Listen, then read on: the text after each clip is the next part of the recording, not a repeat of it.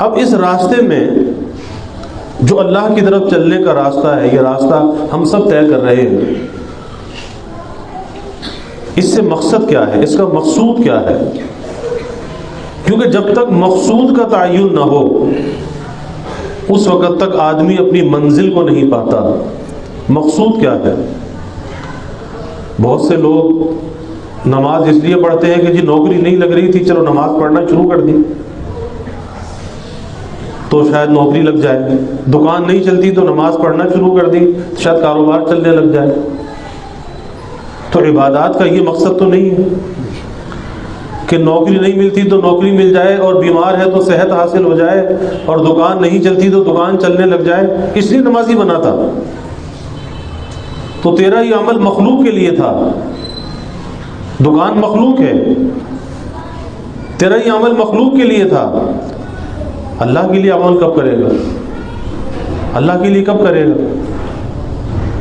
تو اسی طرح اس راستے میں چلنے کے لیے، اس راستے میں لگنے کے لیے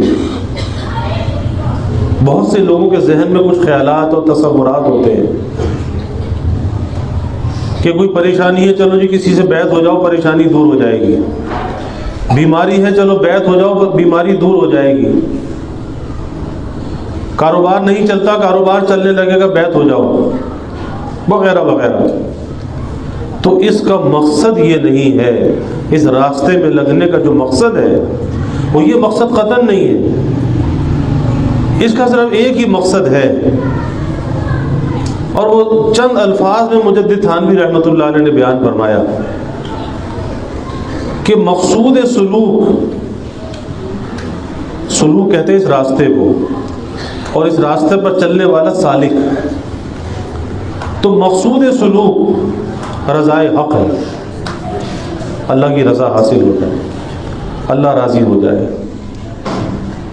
کل بھی یہ بات عرض کر رہا تھا، وَرِضْوَانٌ مِّنَ اللَّهِ أَكْبَرُ، اللہ کی رضا سب سے بڑی چیز ہے، اللہ کی رضا بہت بڑی چیز ہے۔ جنت اس لیے مطلوب نہیں ہے کہ جنت کے اندر بڑا عیش و آرام ہے، بڑی خوبصورت ہے، بڑے محلات ہیں، جنت اس لیے مطلوب نہیں ہے، جنت اس لیے مطلوب اور مقصود ہے کہ مقام رضا ہے، کہ وہاں جا کر اللہ کی رضا حاصل ہوگی۔ اور اگر جنت میں جا کر بھی کسی کو اللہ کی رضا حاصل نہ ہو، پھر ایسی جنت کو لے کے کیا کرنا؟ پھر کیا کرنا؟ تو وہ مقام رضا ہے، اس لیے جنت مقصود اور مطلوب ہے کہ وہاں اللہ اپنی رضا کا اعلان فرما دے گا، میں تم سے راضی ہو گیا۔ تو یہ پہلی چیز، پہلا قدم، اس کو ذہنوں کے اندر صاف رکھنا چاہیے کہ اس راستے میں لگنے کا ایک ہی مقصد ہے، ایک ہی کام ہے، ایک ہی نیت ہے، اللہ راضی ہو جائے، اللہ کو راضی کرنے کے لیے۔